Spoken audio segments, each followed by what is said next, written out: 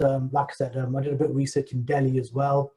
And also I looked at various other areas like meeting points between, say, for instance, where Maharaja Ranjit Singh met the Governor General William Bentinck, for instance. There's an important treaty which took place there. So all these different kind of areas in India, but supplementing it with a lot of research here in the UK from the British Library, for instance, the British Museum, and various other kind of collections as well.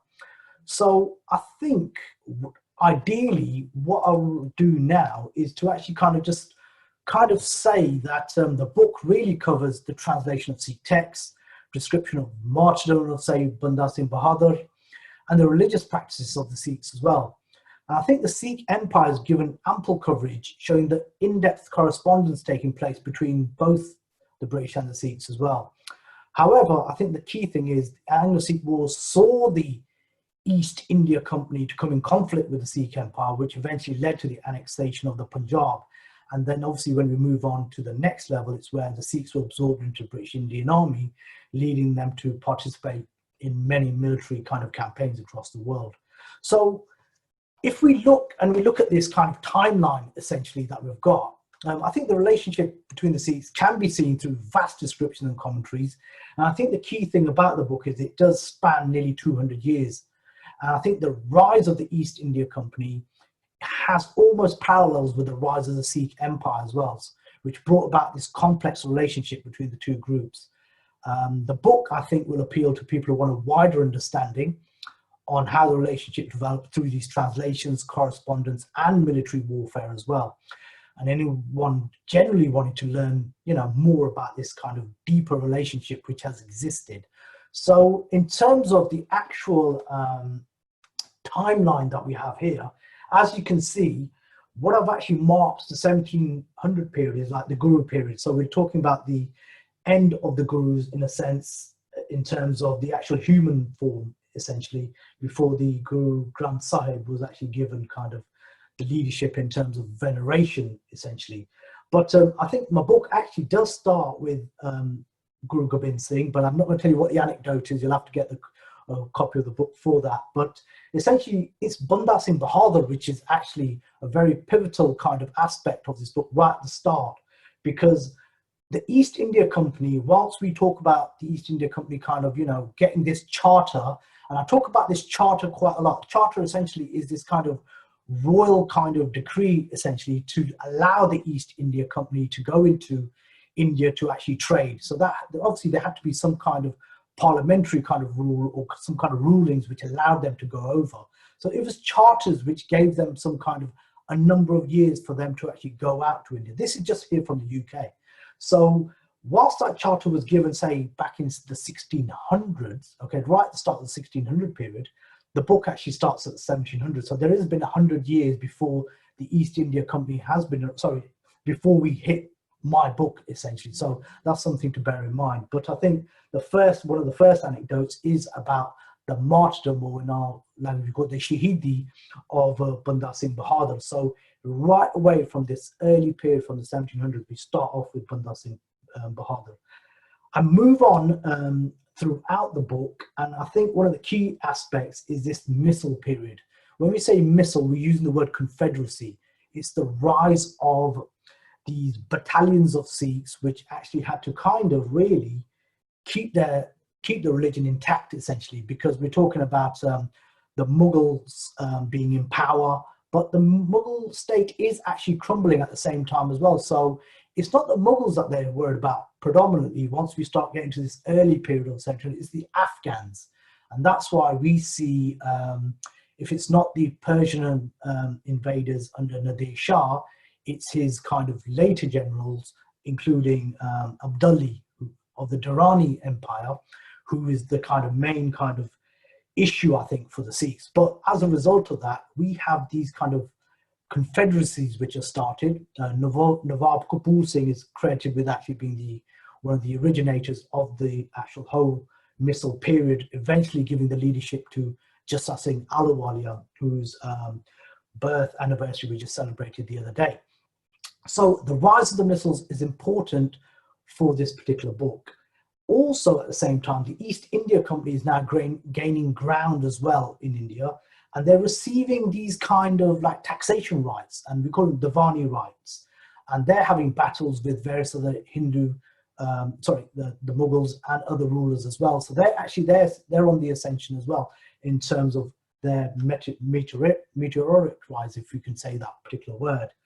And so therefore the contact between the British and the Sikhs is increasing from the 1750s, or more 1760s period, because the Sikhs are actually getting known for what they're actually doing. And, you know, the reports are going to, say, the Clive of India, the famous Clive of India, for instance, which many people may not know of, in terms of what the British knew and what the British didn't know about Sikhs in this early 1800 period. So we get to about the 1780s, and that's when we start seeing the Sikhs really dominating a lot of what we're going to say is the Ganga, Jamna, Dwab, which is like the areas, and I'll show this on a map in a few seconds as well.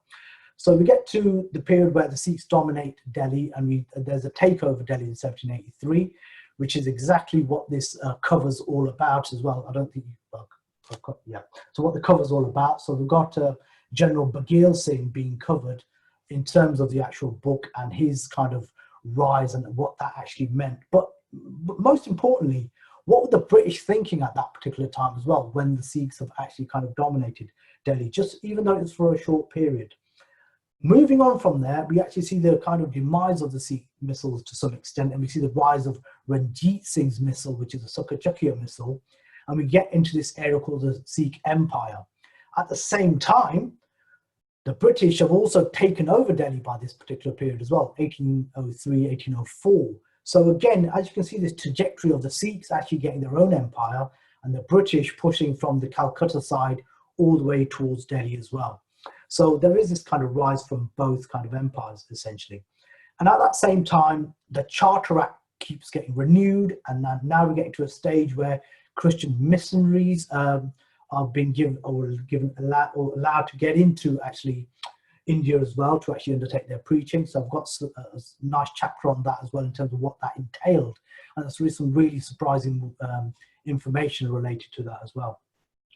We go on a little bit forward, and we start getting to the point where Maharaja Ranjit Singh passes away. There's a lot of things going on in the Sikh Empire, and as a result of that, there's the word in terms of there's chaos basically in the Lahore Darbar. And then it leads to the Anglo-Sikh Wars. There's this distrust between the British and the Sikhs. And talk a little bit about the Anglo-Sikh Wars. I'm not going to go too much into it now, but essentially just to say that the key thing, what I've put in this book, is about the contested areas, basically, in terms of what were Sikh domains and what were British domains after the Treaty of 1809. So throughout the book, the Treaty of 1809 is very, very paramount, and maybe we'll discuss that in a few minutes as well.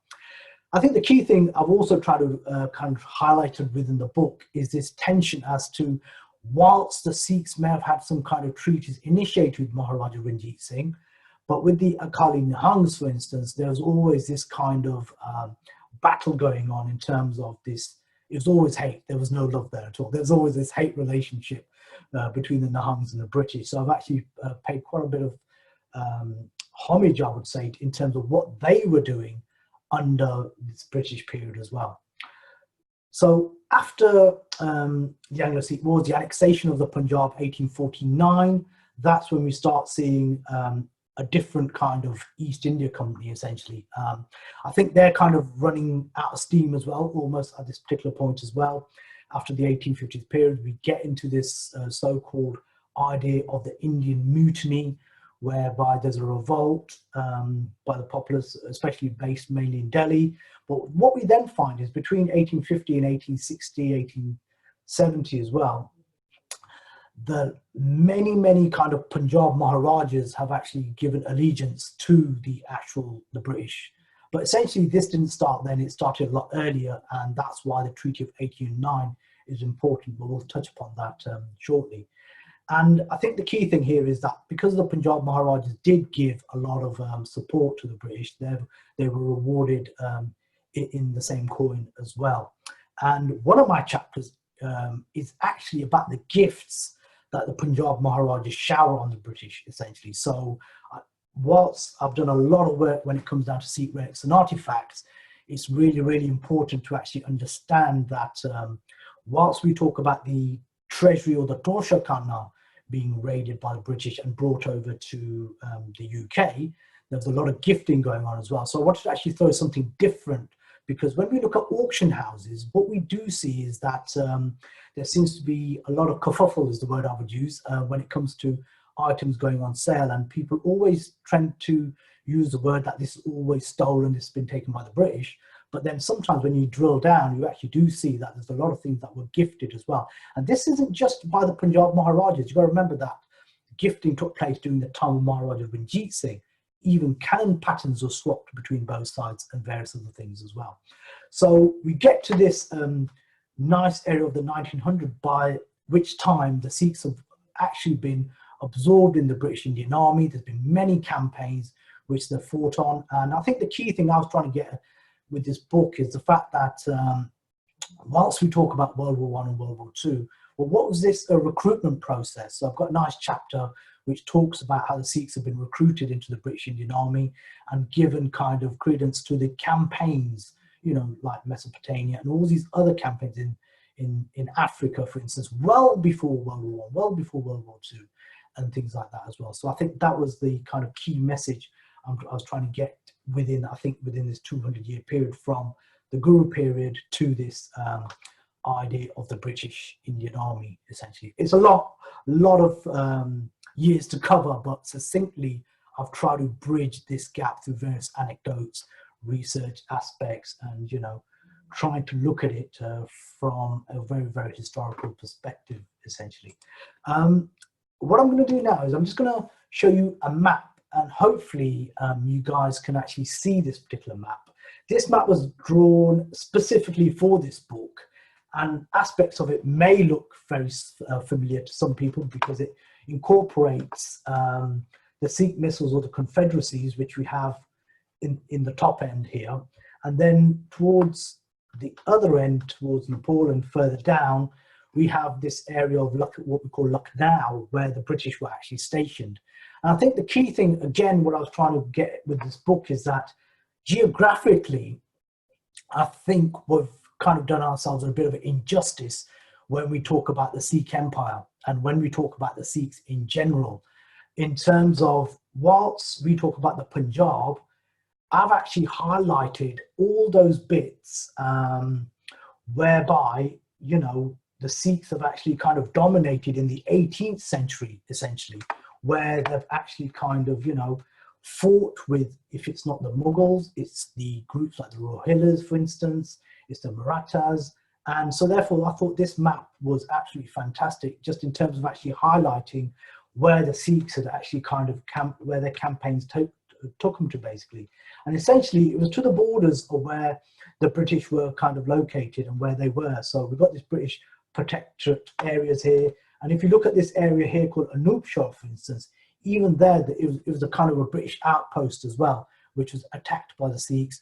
We're talking about, you know, very, very early on in the rise of the Sikh missiles, essentially. So again, what I'm trying to do with this book is just to show that the 18th century has been neglected in terms of this British Anglo-Sikh connection. And I think this is probably the starting point in terms of further research and further work as well, in terms of what the two groups were to actually kind of go into when it comes to, say, the meeting of the Sikhs and the British during Maharaja Ranjit Singh and the Anglo-Sikh wars as well. So I think that gives a nice backdrop in terms of what the book's about, and also in terms of actually mapping the kind of areas where the Sikhs actually did kind of dominate during the 18th century.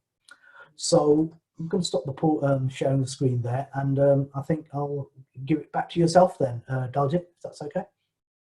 Excellent. Thank you very much, Gurinder. That was absolutely fascinating. And I think it's, you know, it's testament to just how much research you've done for this book, that you've crammed so much into 150 pages. It's quite remarkable, actually. But I've got a few questions now, if I may ask you. And then after those questions, perhaps we'll throw it open to the audience as well. But the first one which came to my mind was, you know, I mean, really, if you could just give us a little bit of a background, you know, why did you take, apart from being a Sikh yourself, of course, why did you take such an interest in Sikh history and heritage? After all, you're an IT man, you know, so why the interest so much? What is really driving you in terms of Sikh history and heritage? It's a very good question. And I think, unlike other people, I just kind of bit a bug, or a bug bit me basically, in terms of when I read my first book in 1995 called The History of the Sikhs by J.D. Cunningham. So it was a British book which actually kind of got me thinking about what the Sikhs are about as a group, what they are as a populace essentially, and what they kind of contributed, not just to the Punjab and India, but I think to world history as well. Because I think sometimes what happens is we pigeonhole ourselves into one little box essentially. And to me, I thought that was never right. So essentially, I've always felt that a lot of work which has been done in terms of Sikh history has been very, very kind of like, you know, I think people marginalize themselves essentially, or there's been a lot of repetition when it comes to Sikh history. So what I wanted to do was look at new information which has never kind of been shared before, and you know, people have never dug into. So that's why the first couple of books, well, even before I even get to the books, that's why I decided to do a master's degree in religion. And obviously the works which I looked at was the Dasam Granth, which is the secondary scripture of the Sikhs. And, you know, spent decades on that essentially in terms of researching. So it was a unique subject, but it still got to credit J.D. Cunningham and that particular book, History of the Sikhs, because that's where there was kind of an appendix with about the secondary scripture in terms of the Dasam Granth, which kind of made me want to go, well, okay, it's written in this book, but how come I don't know anything about this scripture? What's going on here? So I think I was very, very inquisitive from day one. And, you know, it just never stopped, essentially, after that particular point. So, you know, over 20 years later, you know, I've got to thank God I'm still here. And, you know, I'm still being able to produce content, if it's not from a kind of a museum perspective, at least in terms of, you know, in terms of actually producing books as well. And I would like to say, you know, even during this 20-year period, I would like to think that I'm just still getting started, really. Well, we look forward to bigger and greater things to come as well. Carry on as you are, you know, as they say. But yeah, I mean, you have a tremendous energy. There's no doubt about that, and you do like to get out there and really deep dive into the collections in museums, etc. And you're constantly talking to people. You know, you're building up your own knowledge and then putting it to pen. What would you say then has been, you know, you've done a lot of field work, a huge amount. What would you say has been your greatest moment in terms of discovery? This is a really good question, actually, and there's never like a one kind of answer, I think, to this particular question. I think personally, a lot of field work. I think the key thing here is field work. We live in the age of the internet at the moment, where people think that they can get everything from the internet. And I always find that I find more information when I'm actually in the field. The internet, in terms of resources, can tell you where to go, but sometimes it's actually going out in the field, you know, even talking to people in specific areas. So when I went to India, for instance, and when I'm looking at the Anglo-Sikh Wars, for instance, I'd actually go and speak to villagers and tell them and say, well, what do you know about, say, the Anglo-Sikh Wars? Show me what this location is. And I think you get a lot more in terms of perspective and depth as well. But in terms of your actual question, in terms of my greatest kind of finds, etc., I think being able to have seen some of the very early Sikh manuscripts, for instance, say the Guru Granth Sahib, the Sri Dasam Granth, has been very, very pivotal in terms of my understanding of Sikh scriptures, something I took a deep interest in my early period and early research, for instance. I'm not going to give examples of which manuscripts I've seen and where, because that'd be letting the cat out of the bag, because there's some exquisite manuscripts which are in private collections, unfortunately.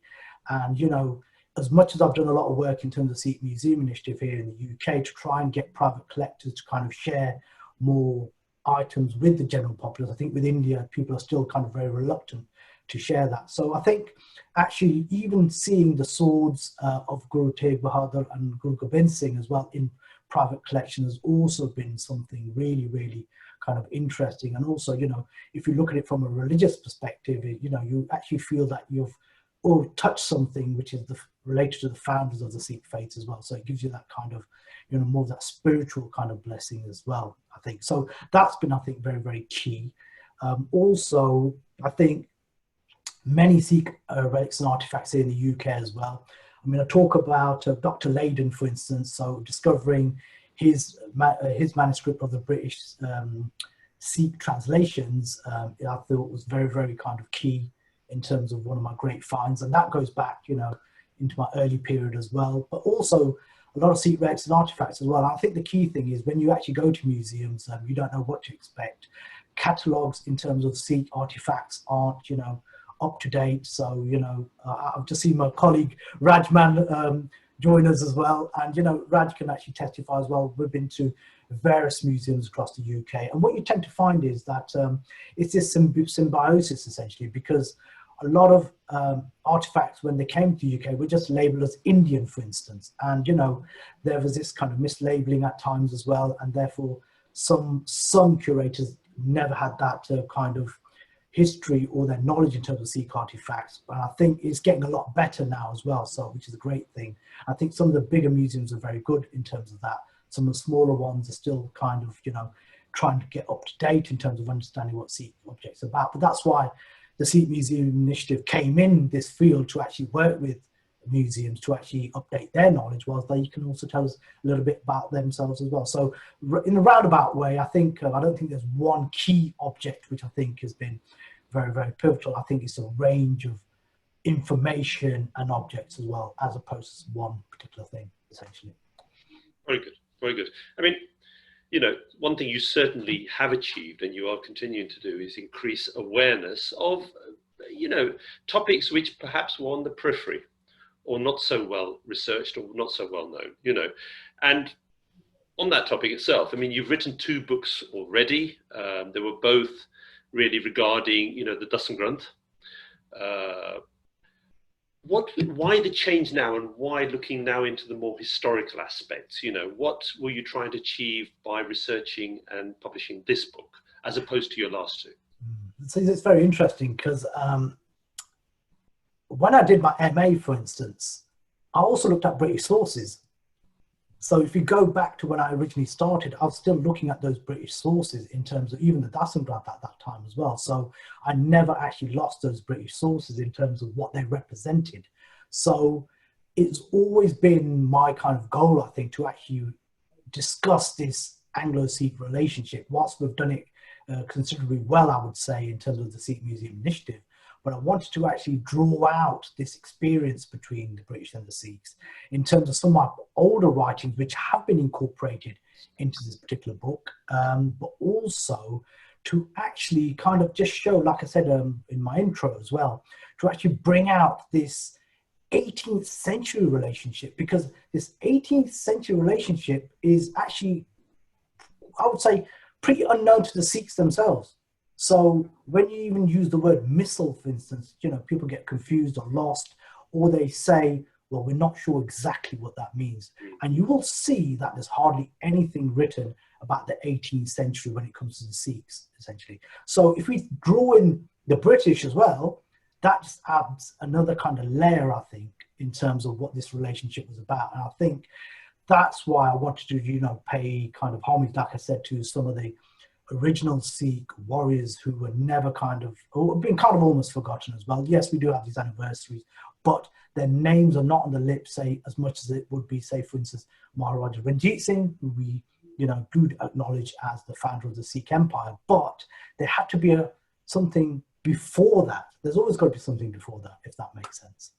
You're right, you're right. There's a period of about 90 years or so, isn't there, which has hitherto hasn't been particularly deeply researched, or perhaps we lack awareness, and that's something you've brought to the forefront now, quite in a very accomplished manner, I must say.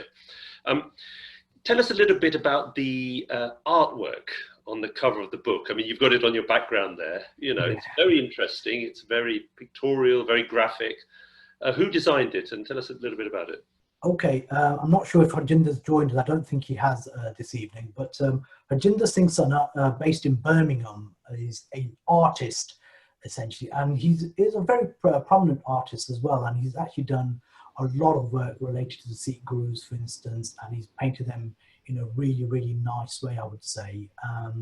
We actually had some of his portraits in our Sikh art exhibition here in Leicester a couple of years ago, so his painting just kind of gave me something which kind of, it was a really nice perspective in terms of how he's portraying Sikh history. So it was almost like saying, well, I've got this book coming up, and I just said to him, I need you to design the cover for me, essentially, just based on what he'd previously done. And also because he had this martial kind of recognition as well. So he was portraying the Khalsa just in the way I see it in terms of the Nhangs, you've got the quoits, for instance, you've got these helmets, you've got the cuirasses, you've got these jarinas, what we call Persian for breastplates, for instance.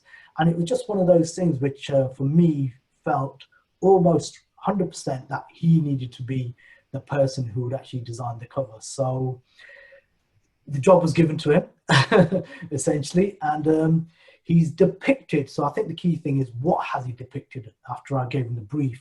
Now, he was actually familiar with Bagheil Singh. So Bagheil Singh, a great Sikh general in the 18th century. Again, probably not as well known as maybe some of the other Sikh missile leaders like Jassa Singh Ahluwalia, for instance, Jassa Singh Ramgarhia, who is also featured in the book. But I wanted to pay homage, like I said, to Bagheil Singh because in 1783, the Khalsa dominated Delhi, basically.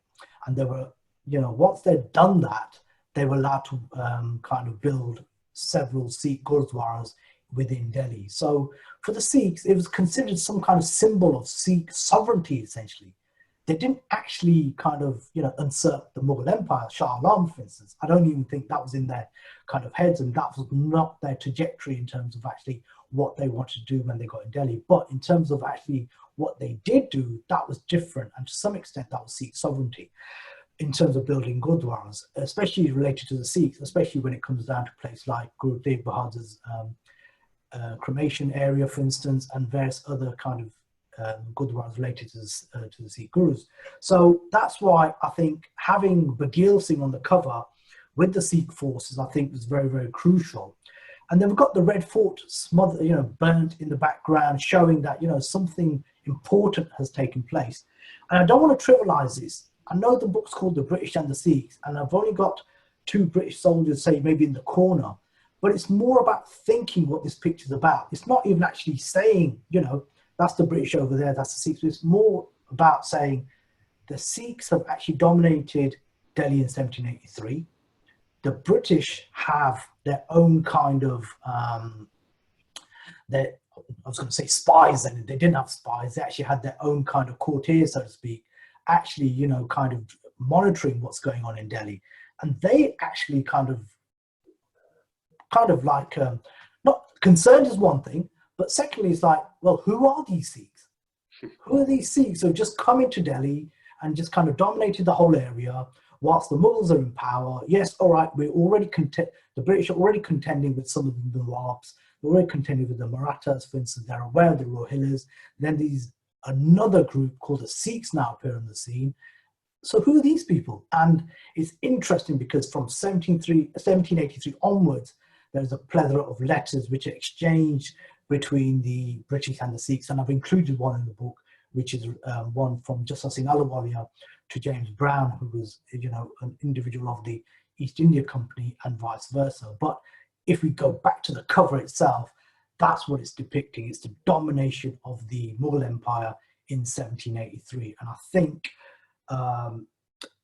I don't think I've had one person who's disliked the cover, essentially, because I think it really captures what the book's about. Because what I didn't want to do is to do something on the later British military period, which is, I know Avtar's here, for instance, I know Tejpal's here as well, and, their area is this later period of British Indian Army, because I think that is very key. And we do know about we thought we know about Sikhs in World War and World War II until we have individuals appear on TV and say they've got no recognition of what the Sikhs' contribution was in World War I and World War II.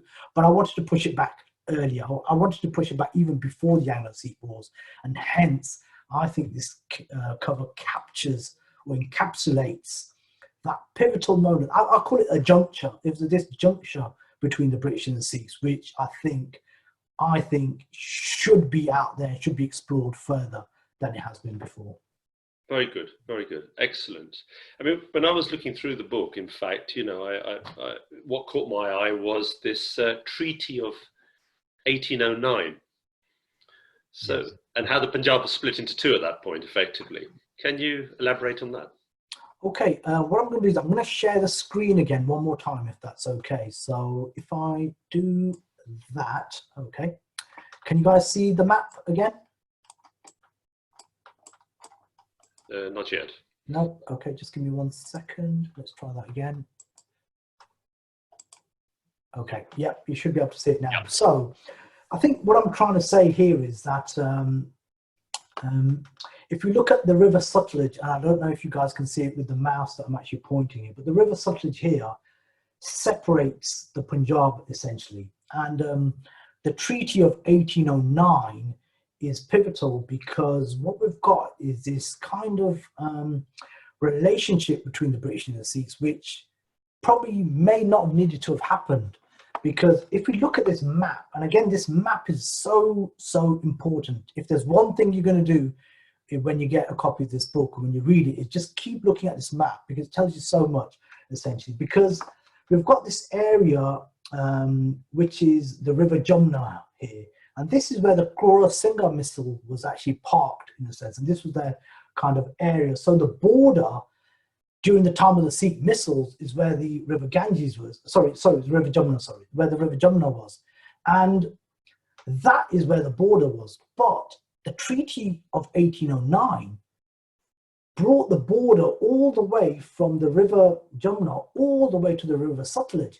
And that is a tremendous amount of territory which was actually lost by the Sikh Empire. Let's get this right, by the Sikh Empire to the British.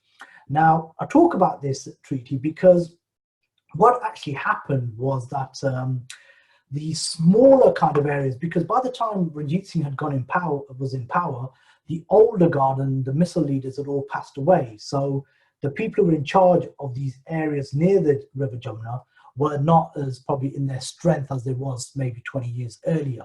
So therefore, when the British had actually conquered or taken over Delhi in 1803, 1804, 1805, they were actually not too far from this River Jumna border. And essentially, the Sikhs under Maharaja Ranjit Singh were being kind of threatened in a way as well, because Maharaja Ranjit Singh was usurping their territories. And he was actually, when we call these areas below the Sutlej, the Sikhs Sutlej states, below the Sutlej, essentially. So these Sikhs Sutlej states were being leaned on heavily by Ranjit Singh.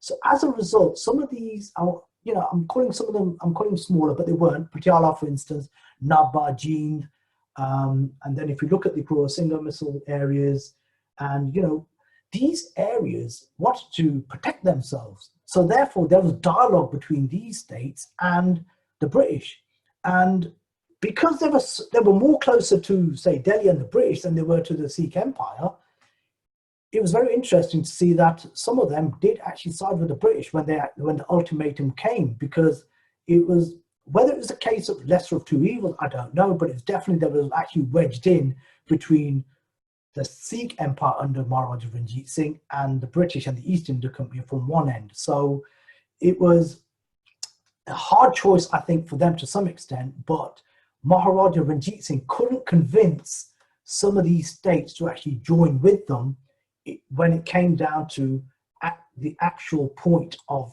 1809, because he'd actually started kind of crossing the Sutlej in 1808, essentially. So the Treaty of 1809 effectively kind of did split the Punjab up into two. Now, traditionally, we always refer to the Treaty of 1849 when it was the annexation of Punjab, and a lot of commentators just keep talking about the annexation of the Punjab, the British took our land, the British did this. But I think if we push ourselves earlier to the 1809 period, you can actually see what the trajectory was going to be when we got to 1849. So I think that's very, very crucial when it comes to Anglo-Sikh relations. I'm not going to go too much into depth into it because I think it's very, very crucial to actually read the book in terms of what it represents. And maybe, if I do some Facebook Lives, for instance, later on, I may delve into this area further. But it's a very, very important treaty and what happened in terms of British-Sikh relations at that point. Perfect. Excellent. Thank you very much for that, Gurinder. Just maybe one final question for myself before we open up the floor to questions from the audience. You refer also in your book, and you made reference just now, a few minutes ago as well, to the English translations of Sikh texts by Dr. Leyden. Who was Dr. Leyden and what is significant about them? I find Dr. Leyden very, very fascinating. A clergyman, basically, a doctor, living in Scotland, and a translator. So even at an early age, he was actually just translating lots of texts. So he was, astute in almost 35 languages by the time he died. And I was just fascinated about him. So what actually happened was I'd learned about some translations of the Sikhs he'd undertaken before I actually found this second set of translations. That's what, when you talked earlier on about what's your greatest find. So I did a lot of digging in the British Library, and when I found the translations of Dr. Leyden, I was absolutely shocked in terms of what he'd actually translated. Not because someone from Scotland has gone all the way up to India, which is a big enough feat anyway, and to actually have worked in the courts in Calcutta, but to actually have the knowledge to be able to translate, the Bajeta Natak from the Dasam Granth, various other texts as well, which I allude to in the book.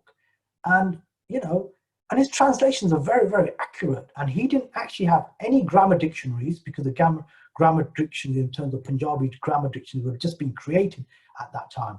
In fact, he had kind of led and also helped towards it. He was able to do this without, obviously he would have needed some help in terms of, the local populace, but he was able to translate Sikh texts better than Ernest Trump, who came a lot later, and also Macauliffe as well. I've looked at Macauliffe's translation of the Bajeta Natak, and Leyden's is far, far superior, which leads me to say that if Dr. Leyden had translated a lot of other Sikh texts, I think they would have been very, very important from that particular time. But luckily, we've still got some which have kind of been preserved in the British Library, for instance. So for me, that's why I call him a polymath translator, someone who's able to kind of transcend various kind of genres and be able to actually put that into, into perspective. His translations were kind of lost until John Malcolm, who was governor of Bombay as well, and he'd actually gone into the Sikh Empire territories when he was chasing the Marathas. Those translations were given to John Malcolm, and he published them in his book as well on the Sikhs, and that was very important around the early 1800 period. And therefore, they'd kind of been neglected only until, about 2 decades ago, when they were all resurfaced, essentially. So, it's been a great find for myself, but more importantly, I think it's been a great find actually for the general populace to actually know that, translations were taking place, and not even in the Punjab, they were taking place well away from the Punjab, in Calcutta, for instance. So, yeah, very interesting. Indeed, absolutely. And I think that's quite a very interesting chapter in the book. Well, all the chapters are interesting. I mean, my own quick observations on the book are that, you have a particularly, sort of pleasant style of writing. It's a very fluid style. And I think the book is a superb introduction to anyone of that particular period in the history, the relationship between the British and the Sikhs. It's clear how much research you've done. It's clear that there is a huge amount of depth and breadth of research in the book. And you've condensed a huge amount of information, as I said before, into 150, 160, 170 pages, which is quite a feat in itself, Okay. We've got about 5-6 minutes left now till we reach 7 o'clock. So I'd like to open up the floor to questions. Taran, perhaps I'll hand back to you, please, if you could just facilitate this now. Do we have any questions already in the chat window? Yep, I've got a few questions here. I've got two questions here. I've also got a message from Tony Finance as well. He said, really sorry, you need to go and get shopping in for his old age parents. He's just weekly shop for them. And he said, please let Gurinder know, nicely arranged and well done. And he's really proud of you. So that's a lovely message there. So I've got a message from Aman, and she was asking, how long did the book take to write? Okay, is Aman there at the moment, or? She's not here. She's listening, actually. Oh, that's okay. Yeah, it's a good question. How long did it take to write? It's difficult because, like I said at the start of the introduction, is that I've been writing some of it for a long time, since, say, maybe over 10 years ago. So especially when it came to the works of Dr. Leyden. I talked about Charles Wilkins, for instance, who did some translations. So, but in terms of actually once we, myself and Chris got together and the book was commissioned, I think I'm gonna have to correct me if I'm wrong, Chris. Was it about under 2 years? Was it? I think. Yeah, I think that sounds about right. Under 2 years to actually, from being commissioned to actually kind of getting the book published. But I think some of the writings have come before that, and some of the stuff I've posted on, say, on my blog, for instance, and the research has been going on for some decades, basically. And it's really, the book, like I said, has been packaged based on earlier research and some new research as well. So once Helion actually said, we'd like you to do this book, there was a lot of new information which I had brought to the fore specifically for the book as well. So it's not just simply amalgamating old information, it's also bringing in new information from when I was given the kind of go-ahead, so to speak. So yeah, so there's different time frames essentially. Thank you, for the question. Yeah, we've got another message just texted in. Doesn't want to come on the video, but from Manpreet, what was the hardest thing about creating the book? It's all hard. I'll be honest with you. Anyone who actually says that writing a book is easy is lying, basically. They're lying to their teeth.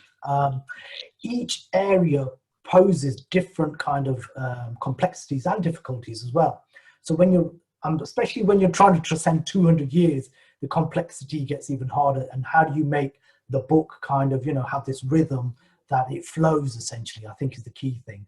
So you've got complexity from that point of view, but also I think, there's complexity in terms of, I understand what I'm trying to say, but does the reader understand what they're trying to say? So, I did give it out to a couple of people who were non-Sikhs as well to actually say, well, what do you make of this book? Can you give me some feedback? And I think even on the first attempt, the feedback was great in terms of, yeah, we actually understand what the book's about. So I think once I've realized that, any kind of modifications I made was to actually kind of use a lot of footnotes in terms of, actually stating, not just explaining who the British were, because look, if you look throughout the footnotes, and I think Chris, I think you steered me quite a lot in terms of actually making sure I footnoted it really heavily. There's a lot of footnotes actually explaining every single person, essentially, in terms of the book. Every single person's got a footnote almost in this book, I think, because I thought it was really important. And Chris, would you agree with that? Yeah, I mean, I'm a great believer in footnotes. That's the way I was taught in university in terms of writing. If you've got something that is interesting, but it's going to slow the narrative down, stick it in a footnote. This is a bit of a problem we have at Helion. Helion just like footnotes to be references. Whereas I much prefer it to be something far bigger than that and far more important than that, far more useful than that to the reader. Because as a reader myself, I would know that I would like to have that little bit more information. And if there's a footnote that points me in the right direction, then that's brilliant. It's an interesting point, because I think I spent as much time on the footnotes than I did in terms of the main text, because I thought, okay, if I'm going to heavily footnote the book, I want those special nuggets to be there as well. I always use that word, those nuggets of information, which, if you read the footnote, that's just as interesting as the actual main text as well, which I think quite clearly you're saying some people just put it down as a reference to a book, for instance, but I actually laid in the book heavily with kind of information as well, which I think is what I was trying to get across. Yeah. Okay, we've got another question from Tejpal. Tejpal, do you want to unmute yourself? And you can ask your question. Hi, can you hear me? Yep, we can hear you loud and clear. Oh yeah, Gurinder, yeah, I'd just like to echo what Daljit said. The book flows really well, and you could tell it's a labour of love, taken a lot of work for yourself. I know you've delivered a lecture in Delhi in the past. I wanted to know, are the Sikhs of Delhi aware of General Bagale Singh or the events of 1783? Are they actually aware of this? A lot of them. Yeah, so this is really, really interesting because they only started celebrating what we call it is Fateh Delhi Divas, okay? So the victory over Delhi. And the Sikhs only started celebrating in the last couple of years, maybe 4 or 5 years essentially. I've given the exact date. And whilst they've been trying over the last couple of years to actually commemorate it every year, they haven't actually done that. In fact, last year was a bit different. Normally they would actually have a great fanfare and they would actually do a big program. But what they did do last year, which is slightly different, was they actually released 3 statues. Statues of Justice Singh Ahluwalia, Justice Singh Ramgarhia, and General Bagale Singh as well. So the 3 generals which are considered to be the main prominent generals which took over Delhi in 1783 were released in a special park in Delhi. But the question in terms of, you know, if when I was at the Red Fort and I was actually asking people, did you know about the Sikhs and what they did here? I just did a poll when I was there. I asked about 5 people. No one was aware of the Sikh domination of Delhi in 1783. And if I talk wider, and many people I've spoken to, I would say it's definitely a neglected area of Sikh history, and it's definitely neglected not just amongst Sikhs ourselves. I think it's neglected across India itself and probably Pakistan. And hence, going back to the earlier question about the cover, I wanted to actually show, you know, this particular feat was so prominent during that time that it needed wider exposure, hence the cover. So the answer to your question, Ted, is I'd say no. I don't think this feat is synonymous with other important facts when it comes to the Sikh history as much as it should be. Okay, thanks. Your question? Or? Yeah, that answers the question. Thanks. Yeah, thanks. Okay, next question from Bill. Bill, you want to unmute? Oh, gosh. Yeah, there you are. You're unmuted now. Am I? Yep. Yes. Oh, right. Yes, Gurinder, excellent. Now, a question, because it's about the idea of the imposter. I'm sure people do know, but to remind people about the Fashoda incident, where the British were going one way down the river Nile, and they met the French coming the other way. And both sides felt they were a little bit imposters and weren't quite sure what to do about it. And I think your interpretation with Delhi and meeting the Sikhs is very, very interesting, because sometimes the mythology can come that one set of people were coming in and the others were settled. And that has a different moral implication to 2 forces coming into an area and, meeting each other. I wonder if you'd like to comment on that. Yeah, I think in terms of like the British and the Sikhs meeting halfway through, I think that it was a melting pot, essentially. Whilst I've actually kind of positioned it that it was the Sikhs, you know, coming ahead, or there was some kind of relationship going to take place from 1783 onwards, I just need to kind of clarify to say the different kind of groups that were in this mix, so to speak. So we had the Mughals, okay? So we had a Mughal Empire. We had a group of people called the Rohillas, okay, which were predominantly from the Afghan region. We had the Marathas, who were powerful some years before they were decimated by the actual, you know, Durrani Empire as well. And you've got the Jats as well, who were below the Delhi region. So you've got all these kind of different players trying to vie for this kind of battle for Delhi, essentially. But whilst the British are having cordial kind of relationships with, say, I do the word cordial in terms of communication with all these other groups, with the Sikhs, it was slightly different. So in 1783, when the letters are dispatched between the envoys of Warren Hastings, for instance, whilst they're reciprocated, it's like the Sikhs don't really care about the British, because they're so far removed if you look at the map, for instance. But whilst in Delhi, there's this some kind of symbiosis where they finally kind of get to see each other. And also when the Sikhs actually reach the British domains, that is when the two groups actually see each other for themselves. And I think Delhi was this central point where the British were getting their communication, but the Sikhs were also getting their communication from Delhi as well. So I think that's the key kind of point I'm trying to get ahead with this book, in terms of like the two forces are coming, like you're saying, from different vantage points, and they all kind of meet in Delhi. But I think there's a lot more behind it as well. There's all different kind of groups. And I think it is the testimony to the British and their record keeping that we do have these records, even though they haven't been unearthed as much, that actually shows that, you know, there was this relationship between the British and Sikhs at that particular point, which again, we go about neglected items of history and stuff, but that was definitely one of those key areas. And the more I dig up about this area, the more I find it fascinating. And I'm thinking, hold on, if I'm talking about 1783, that means there must have been some kind of relationship prior to 1783, and there is, but I've not mentioned in this book. That's something I'm keeping for, you know, a part 2, a sequel, or something else, essentially. But yeah, thanks for the question, Bill. Okay, yeah, so we haven't got any more questions in the chat. If anyone else wants to ask a question or make a comment, now is the time. If you just want to unmute your mic, anyone? Jagdev Singh ji? Yeah, sorry, I was losing quite a bit of that because I had to move rooms and I got poor reception here, but fascinating discussion really overall. And I was just thinking what I would like you to do next, actually, because this is so fascinating. I'm waiting to get a copy of the book yet, so hopefully it'll arrive soon. But then looking ahead, I'm not a historian, so I'm a statistician, and I'm just thinking from that perspective and economics and so on.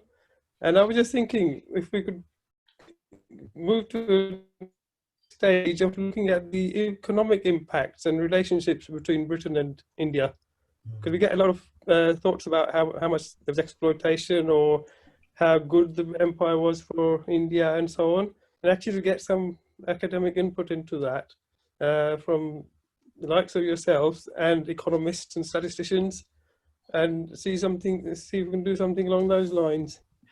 Yeah, it's an interesting point. I mean, it's not something that I've definitely looked at in this particular book, for instance, and it's quite apparent. That's not the area I'm looking at. But in terms of the economic impact, I think there's been other authors and other historians who have looked at that area in terms of what it meant in terms of resources. Because the key thing about the East India Company was exactly that, to actually get as much resources as they could. And that was the whole idea of getting there, whether it was getting spices, whether it was getting materials, and then, you know, it carries on and carries on and carries on. But like I said, right from the start, this process does not start where my book starts. It starts 100 years even prior to that. So we're looking at from 1600 onwards, when the East India Company was in India, and what their, you know, what their MO, what their motive was to actually be doing in, I'm using the word carefully here, okay, what they were doing in India, essentially. So you're quite right. I think there has to be an economic impact, and there's been a lot of studies out there in terms of, you know, for Indians, there's always been this, well, how much did the British drain out of India? That's, I think, what you're kind of alluding to in terms of your question. What do they drain out of India? And there's been so many studies in terms of what the output was. It's not something I've looked at, and, you know, it's definitely an important point when we look at, say, the colonialism of India, for instance. But you're quite right. I think the way I've looked at it is more in terms of Sikh relics and artifacts from that economic impact, but it's also religious impact as well, as opposed to a monetary figure, if that's what you're trying to say. But yeah, I take your point in terms of it is an important factor. It's not something I've covered in my book, but yeah, it definitely does. No, I was thinking more next one. Possibly. I'm never say never, if that makes sense. But I think the key thing also is if there is a next one, and, you know, maybe I can incorporate things like that. So the feedback's invaluable, I think. Yeah. So it's another facet or another area to tap into when it comes to you know, describing the relationship between cultures and religions, and when countries and empires meet, essentially. Yeah. thanks for the question, Jagdev. Right, Taran, do we have any more questions? I don't have any in the chat now. No, fine. Then perhaps we ought to then wrap up now. We're 10 minutes over, but it's been an absolutely fascinating session, enriched hugely, I might say, by the excellent questions which have come from participants. Yes, on a final note then, warm thanks to everybody who's participated today. Warm thanks in particular to Gurinder, of course, Gurinder Singh Mann, and congratulations on releasing this excellent book. Very warm thanks to Dr. Christopher Brice, for his kind words as well, and his and of course being from the publishers, Helion and Company. And I would urge everybody to spread the word, to visit the Helion website, to certainly order Gurinder's book, and to have a look at the other books in the series as well, and what other publications you have. Thanks also to Taran for facilitating in such an excellent way today.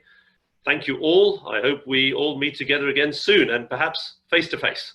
That's our hope, isn't it? Yeah. All the best, everyone. Absolutely. And thanks very much for everyone for attending. Do go onto the Helion website. I'm going to be doing quite a few Facebook Lives as well in the coming weeks. I've got a lot booked, actually. I've been saying no to everybody, believe it or not. So I've been kind of like saying no, but do look out, especially on Facebook, in terms of things I'll be advertising. And I'd just like to thank Daljit. Thanks very much for being the host today. And Chris, thanks very much for your kind words, and generally just all kinds of feedback I've been receiving for the book as well. And so so thanks very much for all the people who've helped as well. It's not just one person who's kind of done this and written this book. I've had a lot of help from a lot of people, and it's just just simply just asking a few questions. And there's a lot of people in India. I mean, for instance, I know we're trying to close it down, but even when it came to the a picture of the coins I've actually incorporated in this book, I had some fascinating conversations with Gurinder Singh in Ludhiana, for instance, and he provided me a plethora of information. I could have just written a book about coins just based on what he was telling me. So it's opened up a few new doors as well in terms of my relationship with a lot of people as well, and hopefully this continues in the future as well. So once again, thanks very much, and Waheguru Ji Ka Khalsa, Waheguru Ji Ki Fateh.